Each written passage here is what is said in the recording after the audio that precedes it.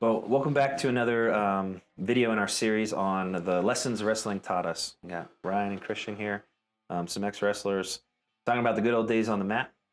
Today we're going to be focused on.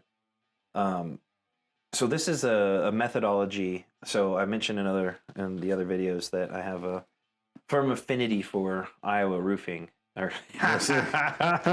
Iowa wrestling. We gotta cut that out of there. So I have a firm affinity for Iowa wrestling.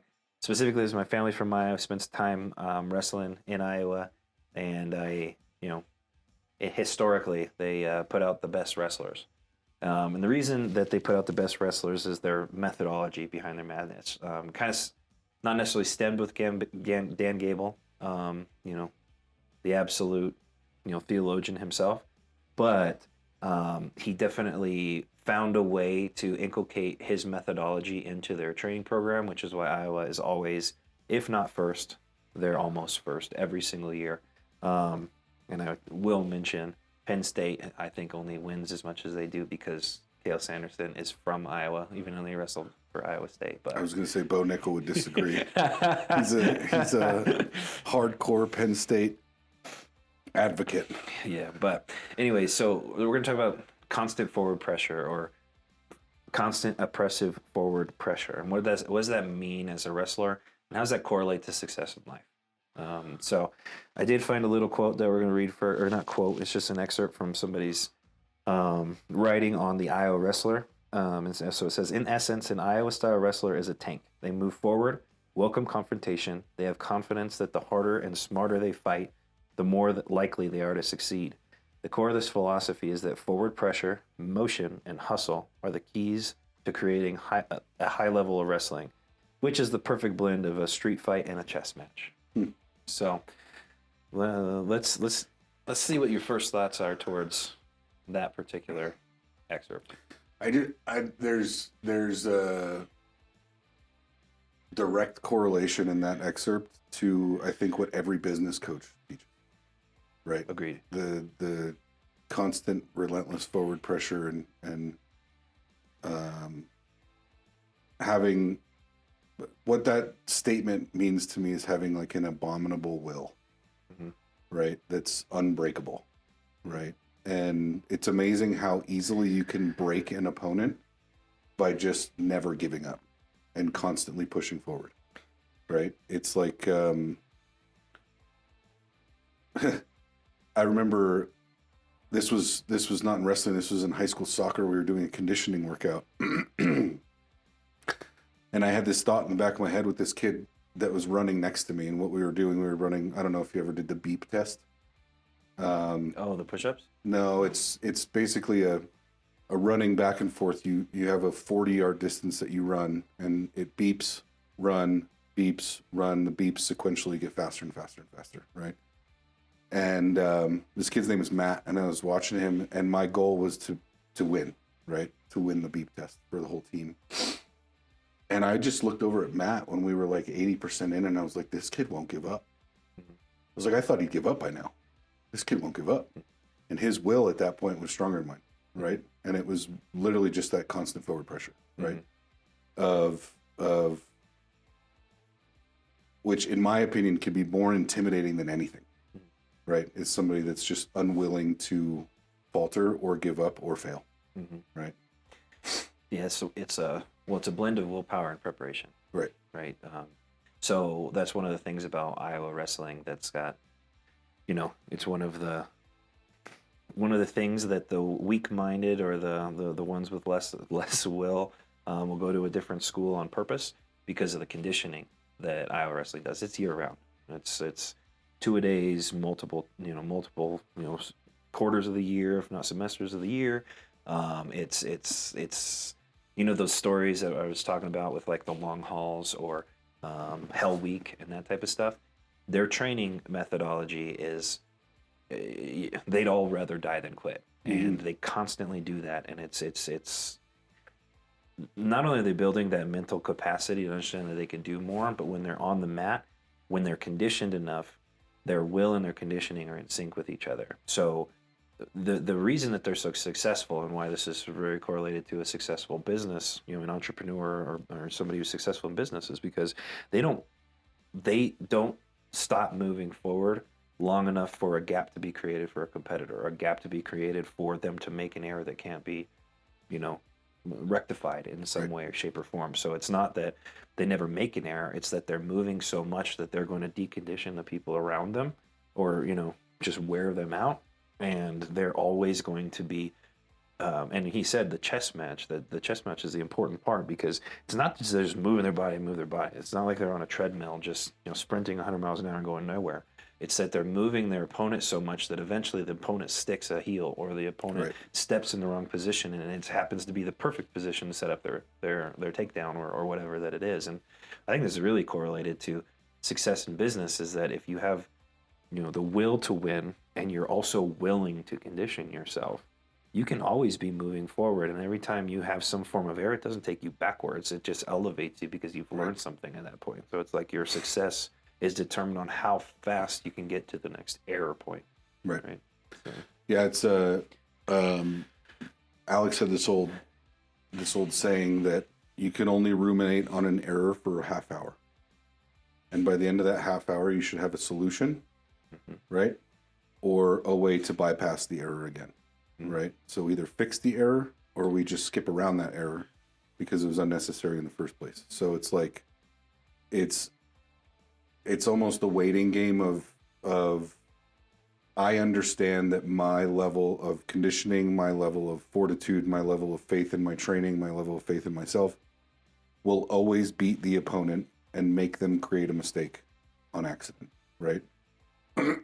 Or it's like that. This is a Will Smith quote from, I don't know, 15 years ago, or I don't know if I firmly believe that he stands by this anymore, but I think he was interviewed on either Ellen or Oprah, and they said, what's the difference between you and the other actors? And he said, if you put us both on a treadmill, I'll die before I get off, and everybody else will get off when they're uncomfortable. Given recent events, I don't know how true that is anymore, but might have been poisoned. yeah. Right. Yeah, maybe he was force fed some things that altered his personality a little bit. Who knows? But I remember I first heard that quote on that TV show, and it very deeply resonated with me. And what it told me was that I don't necessarily have to be the best.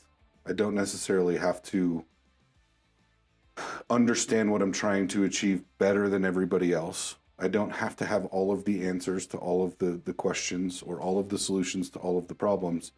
I just have to be willing to push harder than everybody else, right? I have to be willing to make the sacrifices, make the failures, right? Adjust from the failures, or as I forget what book it is, but the book, it's titled Fail Forward, right? That you understand that every failure is an opportunity to learn.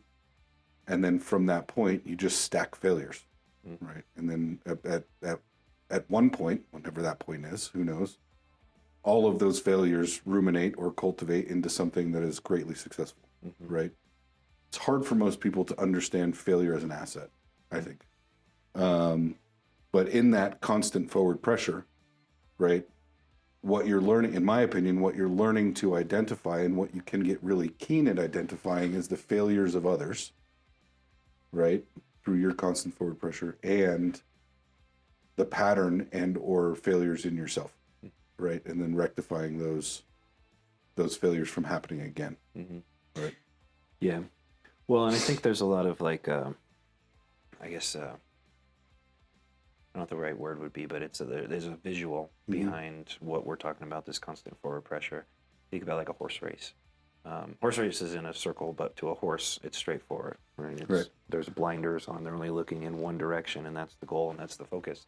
I think a successful wrestler, just like a successful business person, is narrowing down their focus to exactly what they want, and they're looking at that distance, and they're doing anything and everything in their power to move forward in that direction at all times of the day. And if it takes breaking through a barrier, going over a barrier, building a new, maybe a step to get over it, creating your own way and your own path through it, but you're always focused directly forward at all times. It's also relatable to like, the United States military, right? There's a reason in the military, the flag on their shoulder or the flags on the hats and stuff that they issue out and stuff like that is the flag to a normal person looks like it's backwards. Right. But the purpose for the flag being backwards is to represent that they're always moving forward towards, whether that's the flag of the enemy or towards the new goal that they've set, or whatever the mission is, they're always moving forward, because that's generally where the loss of the casualties happens in war, the loss of good people in a business, or a loss of a business owner in their path towards success as well, is when they start to look in a different direction. Like I can't remember which book it was. I used to read a lot of SEAL books and Special Forces books and stuff, just because it's fascinating to me, those types of ultimate humans, Right. and what makes them that way. So in the Trident, it's a book about a young SEAL who enlists. He doesn't become an officer. He enlists, and he gets his, I guess he gets accepted into the SEAL team, passes training, and so on and so forth. But as part of the leadership section where they're teaching him, because he eventually becomes one of the, I don't know military Right. terminology Rankings. very well, but the ranking, he was going to lead, a battalion, or he was, Yeah. and part of was decision making. This is like, how do you handle this particular incident? And so they gave him like a battlefield plan, and they said, you have fire from the right, you have fire from the left, you have fire from the middle. How do you advance in this territory, and so on and so forth? And the answer was, there was no right answer, right? But if you stayed in that position, everybody was going to die as opposed to a few. Right. Right. And so, there's casualties in the growth of a person, and it's usually, and maybe not relatable to the military stuff that I was talking about, no life is less important than the next one. Right. But, the things that you lose as you're growing as a business owner, as a wrestler, are usually your bad habits. Right. The failures and the forward pressure, the things that you lose are bad habits, things that you gain are better ways to get to your goal. Yep. Right. There's and this is I'll say it's a direct quote from one of the mentors of Alex. So I'm really kind of third, fourth party quoting this, but he said something really interesting that firmly resonates with me. I think you would identify with it too, but it hits right on this, is that every successful business owner and or entrepreneur has three of the most common personality traits. One is that they believe they can do anything, right? And that one is usually driven by ego, right? The other, which is funny, but it's the inverse, is that they feel inferior to everybody. And they feel a sense to prove something, which is also the ego, right? Now, the third trait that ruminates most closely with most people that are successful is that they have the ability to not become distracted, that they can single lane focus on something so intently, obsessively, right, that it becomes successful, whether that be through force, right, or just through building and work ethic and, overcoming failures, etc. But if you look at all of the most successful entrepreneurs in the world, like you think of, Steve Jobs, you think of Jeff Bezos, you think of all these people, right? All of them have a single lane focus, right? They want to create this, and it's like you said, with those blinders on, right? And they would, I don't know if they would reference it as relentless forward pressure or constant forward pressure, but that's really what it is. That's all it is, right? Is their ability to not be distracted by this new thing, or this thing we should offer, or this thing we should sell, or this process we should change, or, because it might be better. I don't know if it will be, right? But their ability to put the blinders on, as you said, and obsessively trudge forward. Yep. Right. We made a video about that a couple of months back. Yeah. It was the red dress video. Right. For those of you guys who haven't seen that video, essentially we were talking about the Matrix. And this was Alex Ramosi. I got it directly from him. I was totally plagiarizing when we were talking about it. You know, I don't hope you don't have copyrights to that He won't because I mind. just outed myself. But Yeah, he won't mind. anyways, in the Matrix, essentially, they plug Neo into the Matrix, and they're going through simulations, and the woman, just absolutely provocative, beautiful woman, eventually shows up somewhere in there, and the purpose of her being in red and everybody else being in black and white, and her being beautiful and everybody else being regular, was specifically to take Neo off of his path. Right. Right. I think that. And every time that he looks at her, obviously the simulation's over because the agents show up right there and off him, and then he's back in the chair, and he's like, Right. "Oh, what just happened?" I think that's a common trait to the large amount of the population is people get distracted by things that are shiny and the things that are quick and the things that seem like they're a great thing until the dopamine have dumped off, and you're back to baseline and you realize it wasn't that great. So business owners and entrepreneurs and people who, and not everybody. I mean, there's lots of failed business owners out there, and the reason that they're failed is specifically that they get distracted, and you take the blinders off, or they get comfortable, and that type of stuff.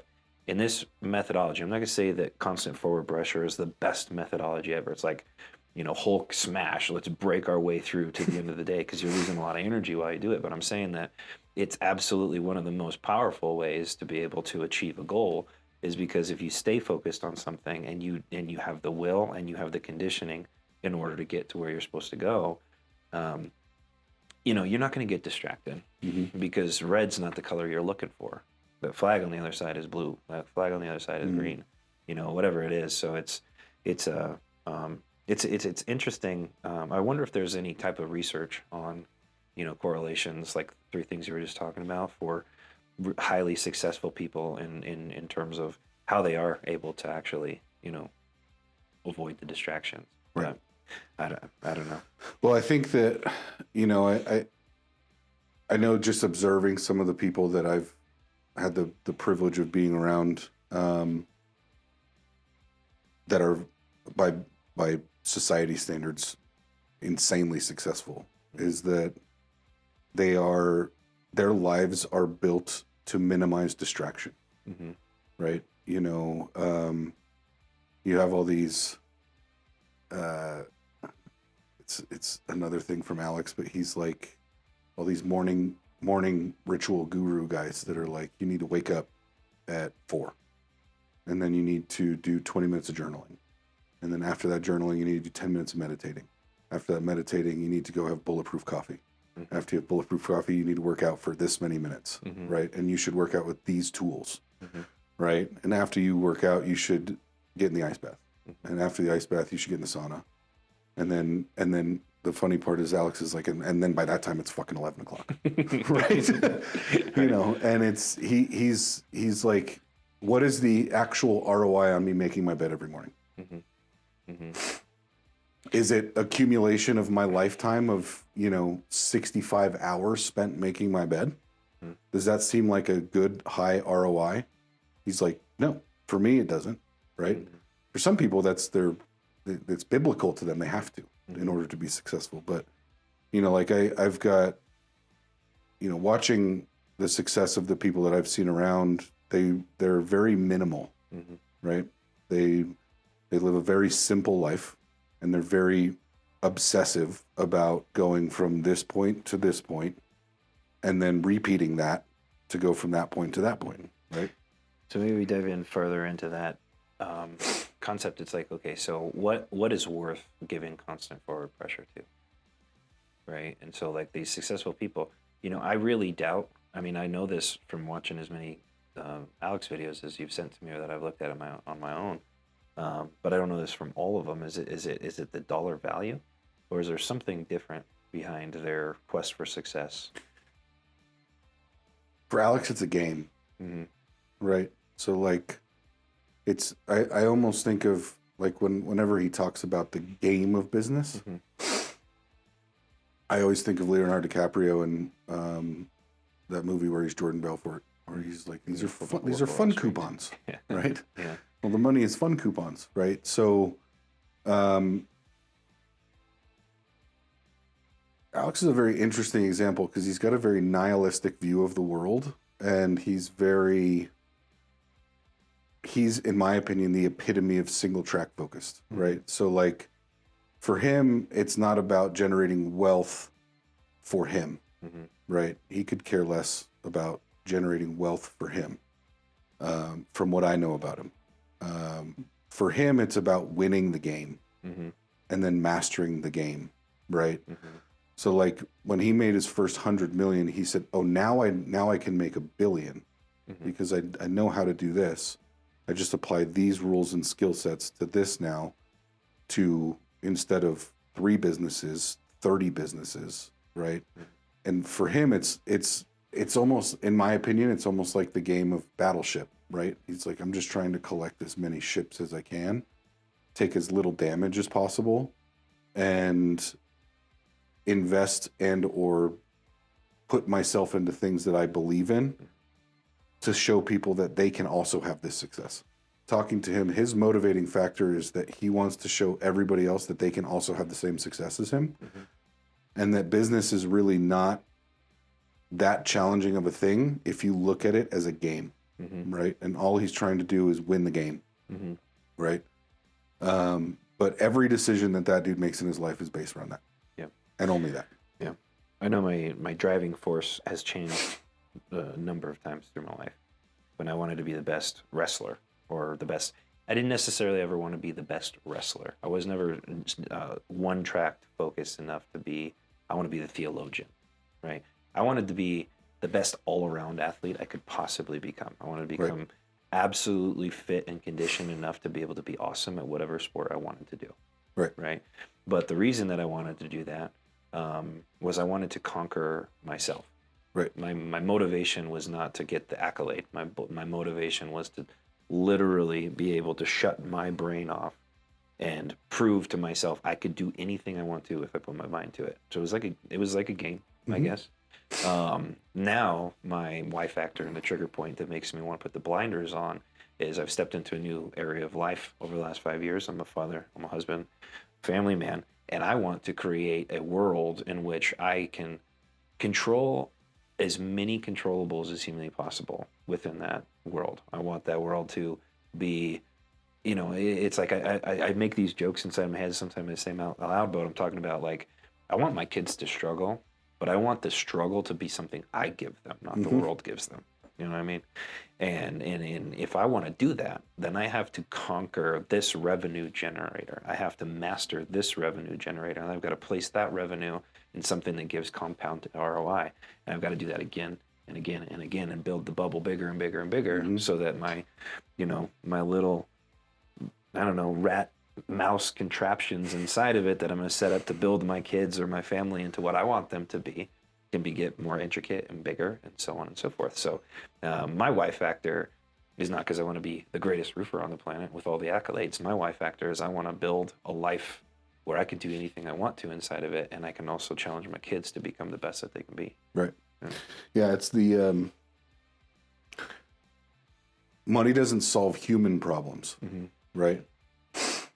But it sure makes them less stressful. Right? Yeah, it sure does. And it's like I look at like the principle of money very differently than I think a lot of people do, but I look at it as generating assets or wealth. It's almost just like unlocking different levels of freedom, right? I kind of look at it as fuel. Yeah. Right. I'm building this big machine, and I just need to keep fueling it. Right. Right. So unfortunately, that means I have to profit however big my machine I want to build. Yeah. Right. Big machine takes a lot of gas. Yeah.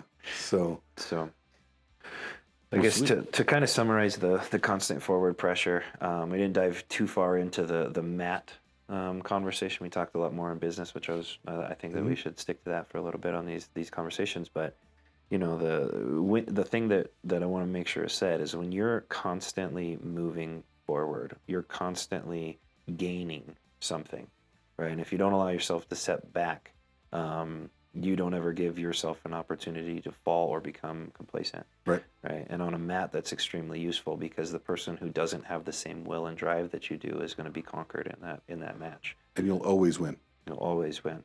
You might not win in points that time, but the next time you meet them, you will have X amount of things that you've conquered in that meantime that they've decided not to look at. Yep. Right. It's pretty Yep. useful.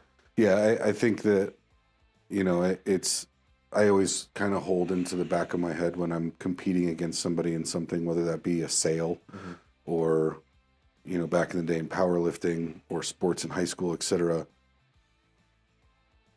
I almost have like a little smirk in the back of my head that I don't show. It's like, you can try. But the difference between you and I is that I'm not going to give up. My shoes are laced up, bro. Let's walk. Right. So that's cool. All right. Well, I think that'll conclude the conversation for today. Thanks for tuning in to our video on constant forward pressure. Thank you to Dan Gable and all of the theologians and all the great wrestlers out there who prove that what we're talking about is not nonsense. So catch you on the next one. Later.